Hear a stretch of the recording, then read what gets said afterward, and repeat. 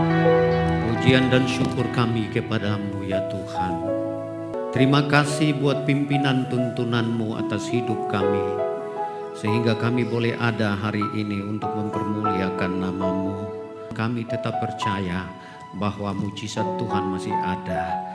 Karenanya berbicaralah, karena kami buka hati kami dalam nama Tuhan Yesus Kristus. Haleluya. Amin. Amin. Nah, umat yang dikasihi Tuhan, ada banyak orang kalau berbicara tentang mujizat Tuhan, ada yang percaya, ada yang nggak percaya.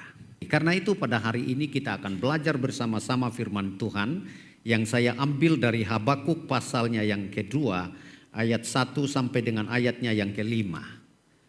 Habakuk pasalnya yang kedua, ayat 1 sampai dengan ayatnya yang kelima, firman Tuhan berkata begini, di bawah perikop orang yang benar akan hidup oleh karena percayanya.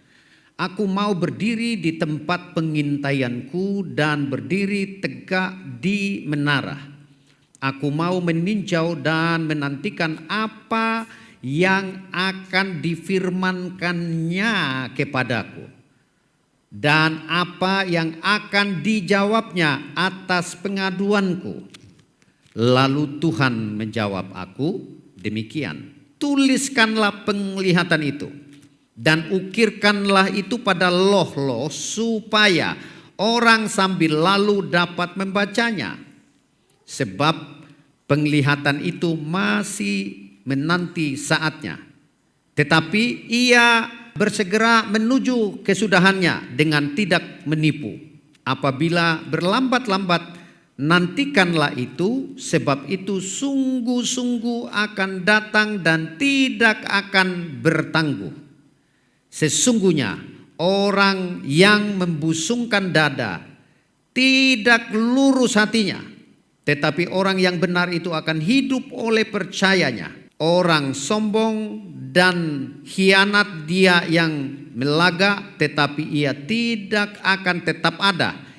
Ia mengangakkan mulutnya seperti dunia orang mati dan tidak kenyang-kenyang seperti maut, sehingga segala suku bangsa dikumpulkannya dan segala bangsa dihimpunkannya. Orang yang benar akan hidup oleh karena percayanya. Kalau boleh saya tanya, siapa di sini yang masih percaya bahwa mujizat masih ada? Boleh angkat tangannya? Oh, ternyata ada juga yang tidak percaya, ya nggak apa-apa. Karena ada yang tidak angkat tangan. Anda angkat tangan atau tidak angkat tangan, saya mau sampaikan bahwa Tuhan akan tetap melakukan mujizat. Ya, manusia tidak dapat berbuat apa-apa tanpa apa yang disetujui oleh Tuhan. Oleh karenanya saya rindu supaya semua kita yang hadir pada hari ini tidak hanya sekedar menjadi orang yang dikatakan Kristen, pengikut Yesus. Kekristenan secara ilmu pengetahuan tidak hanya berbicara kemampuan mengembangkan bakat atau talenta atau mengeksplor potensi terselubung setiap umat Tuhan, tetapi juga social relationship harus dibangun dan disertakan financial need, kebutuhan financial. Maka kita harus belajar untuk mengembangkan semua potensi yang ada di dalam kita, karena potensi itu diberikan Tuhan untuk tujuannya. Bukan untuk tujuan kita, tapi tujuan Allah. Dunia usaha merupakan area potensial yang berhubungan langsung dengan kehendak Tuhan dan memiliki landasan yang kuat dalam Alkitab. Ini adalah mujizat yang diberikan oleh Tuhan kepada setiap kita. Kita masih bisa bekerja untuk memenuhi kebutuhan kita. Berarti ini adalah mujizat. Karena tidak semua orang memiliki kemampuan untuk melakukan sesuatu supaya ia mendapatkan sesuatu. Kenapa ia tidak mampu? Jawabannya adalah dia tidak pernah tahu bahwa Allah yang ia percayai adalah Allah yang mampu melakukan segala perkara yang membuat Anda dan saya semakin maksimal dalam perjalanan iman. Kalau kita jadi orang-orang biasa saja dalam perjalanan iman, buat saya kita tidak ada bedanya dengan orang lain pada umumnya. Tapi saya percaya bahwa umat Tuhan yang ada di GBI Narwastu adalah mereka yang mampu menerima, mengalami tantangan untuk akhirnya menjadi pemenang. Karena kita adalah orang-orang yang lebih dari pemenang. We are more than conquerors. Dan ini harus dipercayai oleh setiap kita. Kegoncangan sedang terjadi dan melanda seluruh dunia. Saya mau katakan kepada setiap kita yang ada pada hari ini, Allah kita masih ada, dan kalau Dia ada, Dia akan berperkara dengan Anda dan saya. Itu yang Anda harus percayai. Sepertinya mata kita terselubung untuk melihat bahwa janji Tuhan itu sungguh nyata di depan sana. Dan selubung itu adalah karena Anda dan saya dipengaruhi dalam pikiran kita. Tantangan dan peluang. Pekerjaan apapun pasti memiliki tantangan. Siapa bilang di sini pekerjaan yang saya lakukan gak ada tantangannya? Kalau cuma nyapu-nyapu itu gak ada tantangannya, bos. Siapa bilang? Kau salah posisi, kau salah kuda-kuda, waktu kau sapu, waktu kau pleset, itu tantangan, jatuh kepala bisa bocor. Jadi pekerjaan sekecil apapun ada tantangannya. Tapi masalahnya adalah Anda mau gak untuk mengerjakan pekerjaan yang tantangan kecil kah sampai tantangan yang besar, Anda akan tetap lakukan dengan sukacita. Transformasi digital, perkembangan yang begitu cepat. G20 kita baru dengar sama-sama, wow, Indonesia luar biasa ya di mata dunia. Kenapa Indonesia luar biasa di mata dunia? Percayakah Anda bahwa ada tangan-tangan yang terangkat kepada Tuhan? Sehingga Indonesia sampai hari ini yang konon katanya akan ada tantangan demi tantangan. Yes, ada tantangan, itu pasti ada. Tapi yang aku percayai, setiap umat Tuhan yang ada di sini mengangkat tangannya, maka Tuhan akan turun tangan. Apa yang dirancang oleh manusia, apa yang dibuat oleh manusia untuk membawa celaka, saya mau yakinkan kepada setiap kita, Allah akan turun tangan untuk menolong Anda dan memberikan jalan keluar. Itu yang kita harus percayai, kekasih Tuhan. Dan poin yang pertama, bagaimana Anda dan saya mengalami mujizat dalam hidup ini. Ayat yang baru tadi kita baca, dengar baik-baik. Aku berdiri di tempat pengintaianku dan berdiri tegak di menara. Aku mau meninjau dan menantikan apa yang akan difirmankannya kepadaku dan apa yang akan dijawabnya atas pengaduanku. Poin yang pertama, masalah kenapa ada banyak orang tidak mengalami mujizat dalam hidupnya. Tahukah Anda musuh paling besar di dalam dunia ini bukan teroris, bos. Bukan suami yang menyakitimu, bukan istri yang tidak hormat kepadamu, bukan karena anak-anak yang melawan kepada orang tuanya. Bukan karena orang tua yang tidak memperhatikan dan tidak memberikan kasih yang kuat kepada anak-anaknya. Tapi yang menjadi masalah utama dalam perjalanan iman kita, terletak apa yang dikatakan oleh firman Tuhan. Musuh terbesar itu adalah pikiran kita. Your mind, brother, sister. Pikiranmu itulah yang membatasi perkara-perkara besar yang mestinya terjadi dalam hidup Anda. Karena pikiran itu ketika Anda mau melakukan sesuatu, Anda mulai tanya-tanya, bisa enggak ya? Kayaknya ini enggak masuk akal. Kayaknya enggak mungkin. Kau jangan bilang enggak mungkin. Kau percaya saja. Kan Alkitab yang mengatakannya. Yaitu Alkitab yang mengatakannya. Yang mengerjakannya, yang mengalaminya kan saya. Saya mau katakan kepada setiap kita, bahwa pikiran kita itu kadang-kadang, saya nggak bilang selalu, kadang-kadang menyesatkan Anda untuk menjumpai janji Tuhan yang ada di depan. Kenapa ada banyak orang yang gagal dalam perjalanan imannya, perjalanan hidupnya? Karena pikirannya membatasi kuasa Allah yang bekerja di dalam dia. Dan saya mau pastikan, kalau Anda ada hari ini, berarti Anda memiliki pikiran yang dahsyat untuk membangun yang lebih besar melalui kepercayaan Tuhan kepada Anda. Langkah dalam bekerja, dalam berusaha, dalam melayani, menerima, mendengar dari Allah. Saya mau naik ke atas, mau dengar ini apa yang dikatakan oleh Tuhan, dan mengerti bagaimana membangun serta mengerjakannya.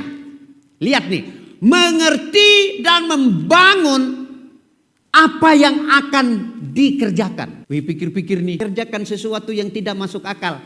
Gangguannya di mana?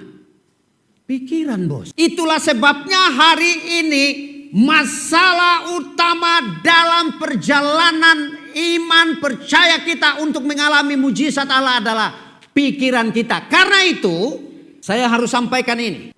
Pikiran Allah dalam pikiran saya. Artinya apa yang kita mau lakukan adalah pikiran yang datang dari Allah menguasai pikiran Anda dan saya. Pikiran Anda dengan pikiran Allah nyatu, lalu Anda lakukan sesuatu.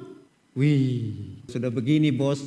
Saya mau bilang, bohong Anda kalau bilang begini. Ternyata apa yang aku pikirkan nggak benar ya. Yes, yang Anda dan saya pikirkan betul nggak benar. Tapi apa yang Anda pikirkan kemudian Anda eksekusi, Anda kerjakan, berarti pikiran Allah itu ada dalam pikiran Anda. Karena itu ada banyak orang yang tidak mau berpikir. Kenapa? Karena memang dia tidak mau memikirkan bagaimana menyatukan pikiran Allah dengan pikirannya. Pikiranku berkata, tidak mungkin. Makanya kemarin kita bersyukur salah satu pelayan Tuhan di tempat ini, di tengah-tengah goncangan ekonomi, malah dapat apresiasi ya. Mana dia orangnya ya? Oh, ada di belakang sana lagi sembunyi. Semua ada bicara di grup kan ya. Yoga itu dapat penghargaan dari Lazada. Marketing terbaik di Lazada. Anda tahu ada di mana? Salah satunya ada di sini. Wih. Kok tidak percaya mujizat Tuhan? Saya ngomong dari dulu tuh, ulang-ulang saya ngomong. Mujizat Tuhan itu masih ada. Orang bilang, kok ngomong sudah. Kok ngomong apa? Gua kagak percaya. You gak percaya gak apa-apa. Saya percaya Tuhan saya. Itu baru orang yang beriman. Kekasih Tuhan, saya percaya bahwa di dalam Matius pasal 22 ayat 21. 1, 2, 3. Jawab mereka. Gambar.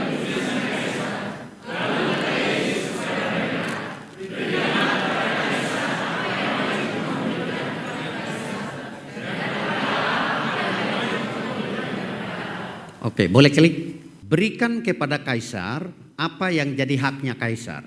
Berikan kepada Tuhan apa yang jadi haknya Tuhan. Selebihnya adalah milikmu. Saya mau buktikan kepada Anda bahwa memberi harus datang dari sini. Kami tinggal di GBI Anak Shalom. Kemudian ada salah satu hamba Tuhan yang memberi kami rumah. Pendeta muda Petrus Handoyo. Ya. Gereja Anak Shalom itu mau rubuh. Saya tanya istri saya, Ma, ini gereja kalau didiamkan lama-lama rubuh dia. Terus apa? Rumah kita jual saja. Terserah Papa? No. Nggak boleh bilang terserah. Apalagi bilang up to you. Nggak boleh. Jadi kalau setuju, setuju. Ya, enggak.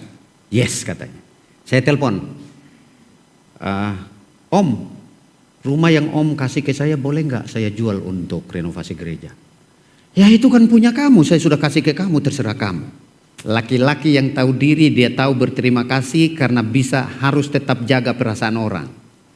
Saya tetap komunikasikan. Waktu dia bilang itu kan aku sudah kasih, akhirnya dijual, puji Tuhan, bangun dak di GBI Anak Shalom, lanjutin ke atas dan puji Tuhan, ibadah sampai hari ini. Yang kedua, pelayanan salah satu dari jemaat GBI Narwastu. Ibu Mintarsi Jaya namanya. Fotonya masih ada, dia sebagai orang tua kami akhirnya. Fotonya kami selalu tempel di keluarga kami. Meninggal, waktu itu saya ingatkan, saya pergi pelayanan di luar, pengurus gereja Narwastu kumpul. Dan diputuskan oleh gembala senior, sertifikat dan rumah ini kita serahkan saja ke pendeta Haris Sung. Dan Pak Wiyanto Setiawan ada di belakang, telepon saya, Pak Haris, kami sudah kumpul dan rumah Ibu Mintarsi Jaya kami serahkan untuk Pak Haris. Udah 2 rumah loh.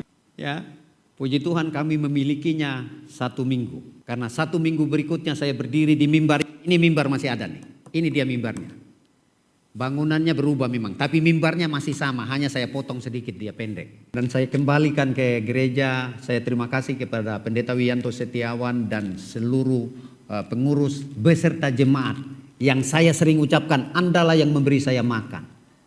Pertanyaannya, ini pendeta hebat banget ya, dikasih rumah dikembaliin, dikasih rumah dikembaliin. Berapa banyak rumahnya? Kau tanya saya sekarang, Pendeta Haris rumahnya berapa? Tanya. Salah satu aja kita tanya, boleh nggak? Tanyain saya, rumahnya berapa gitu? Bagus Ibu. Terima kasih. Terima kasih Ibu Naomi. Ada rumah sesudah itu yang saya harus cicil selama 10 tahun. Belum selesai sampai hari. Hanya itu rumahku. Masih cicil. Kayaknya belagu banget ini pendeta. dikasih, dipulangin. Bos, hidup ini itu yang tadi saya bilang, apa yang jadi haknya Tuhan kembalikan kepada Tuhan. Orang yang memiliki Tuhan, apapun yang dia punyai adalah dia kembalikan kepada Tuhan sesuai dengan hati nuraninya, karena dia percaya kalau dia berbuat buat Tuhan, maka Tuhan tidak akan pernah melupakan dia. Apa yang dia tanam sekarang, mungkin dia tidak akan tuai di masanya. Yang aku percaya, anak-anak saya, cucu saya akan menuai. Yeriko ada? Oh, tuh ada di sana. Kamu ke sini. Yerikonya ke sini. Ya. Waktu dia kelas 2 SD, semua saya panggil. Ada Koko Yuri. Yuri mana? Yuri ada pelayanan tempat lain. Agnes ada. Empat-empatnya saya suruh berdiri di GBI Anak Shalom. Suruh maju ke depan. Kenapa saya suruh maju? Karena jemaat bilang begini, ini kan YouTube nggak apa-apa, biar ini sejarah. Itu salah satu anak sekolah minggu remaja dulu, berdiri sebentar. Andre, jangan lihat ke belakang, kamu berdiri. Mau nikah nggak? Berdiri. Silakan duduk. Itu salah satunya yang sama-sama kami dulu di Anak Shalom, sekarang sama-sama kita bersama calon istrinya, ibu dokter. Ya, ini dulu kelas 2 SD, saya panggil satu-satu. Yori, berdiri di gereja Anak Shalom ya. Ini gereja bukan punya papamu, ini punyanya Tuhan. Iya papa. Yuri, di hadapan jemaat ini gereja bukan punya papamu, punya Tuhan. Agnes, ini gereja bukan punya papamu, bukan punya keluarga, punya Tuhan. Yeriko, kelas 2 SD. Belum ngerti apa-apa. Yeriko, ini rumah bukan punya papamu. Nangis dia di mimbar, bos. Ini udah gede sekarang nih. Kalau saya bohong, Tuhan Yesus turun tempeleng saya nih. Ini dia orangnya. Kamu duduk sana. Sekarang udah gede. Nangis dia. Kira-kira tanya, kenapa dia nangis? Kan jual rumah papa saya bangun ini gereja. Dia pikir-pikir begitu. Yang lain bodoh amat katanya. Yang kecil lebih perasaan tinggi.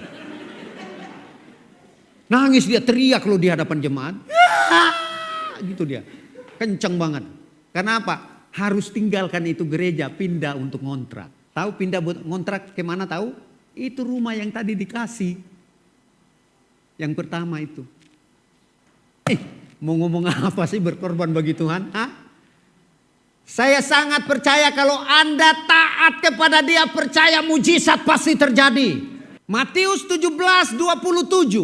Waktu bilang, apa yang jadi milik kaisar berikan kepada kaisar, apa yang jadi milik Tuhan berikan kepada Tuhan. Tuhan, kita harus bayar kepada kaisar. Tuhan Yesus suruh Petrus kemana? Pergi mancing ke danau. Kayak peragakannya, lempar pancingan. Tarik, gulung dia. Itu diangkat. Koin ada di dalam mulut ikan. Memang di danau itu cuma ada satu ikan kah? Waktu itu umpannya Petrus gantung di bawah pelampung. Ini ikan banyak. Saya heran gak ada yang lihat kecuali ikan yang ada koin di dalam mulutnya. Saya mau bilang dari sekian banyak ikan, kok Tuhan bisa gerakin tuh satu ikan yang saya sebutnya ikan Petrus. Yang makan itu pancingannya. Klik. Percaya mujizat masih ada dan ini dia. 25 tahun Abraham menantikan anak dari Sarai. 25 tahun. Sudah sering dengar kan? Tapi sayang dia hanya jadi sebuah pengetahuan. Bukan aplikasi iman. Menanti janji Tuhan itu bukan seperti yang kita pikirkan. Pinginnya sih gitu. Semua juga pinginnya sih. Tapi kalau orang yang mengerti menantikan janji Tuhan. Tuhan, aku gak perlu tahu kapan Tuhan menyatakannya. Namun yang pasti aku tahu, Tuhan pasti akan memberikannya. Entah itu kapan. Seluruh keluarga Narwastu aktif melayani. Jadi yang amin kencang hari ini. Siap singersnya? Janganlah. Tadi bilang amin. Suara saya suara kereta. Udah begitu kereta bocor knalpotnya gitu. You amin, percaya bahwa Allah bisa membuat apa yang Anda katakan tidak bisa, Tuhan membuatnya bisa. Dan akhirnya saya mau bilang semua harus bilang aku tidak bisa, supaya Allah membuatnya bisa. Karena kalau Anda bilang aku bisa, sebelum Allah ada di situ Anda akan menjadi orang yang sombong. 2023 gelap nggak? 2023 ekonomi dunia gelap nggak? Gelap. Itu yang benar. Ini itu ngomong melampaui iman tadi. Peperangan di mana-mana terjadi. Perampokan terjadi. Kelaparan. Yes. Ya. Ya enggak? Nah. Gelap, kelaparan, peperangan, perampokan, berantem, rebut-rebutan. Saya mau bilang itu terjadi. Tapi buat jemaat Narwa Studi akan terus berjalan bersama Tuhan, ada dalam tuntunan Tuhan, dan dia pasti diberkati. Kok jangan lupa tadi itu ikan, bos. Itulah pertolongan Tuhan. Tuhan Yesus memberkati kita, haleluya. Haleluya, amin. Amin. Amin, selesai, pemain musik maju. Sudah amin, amin.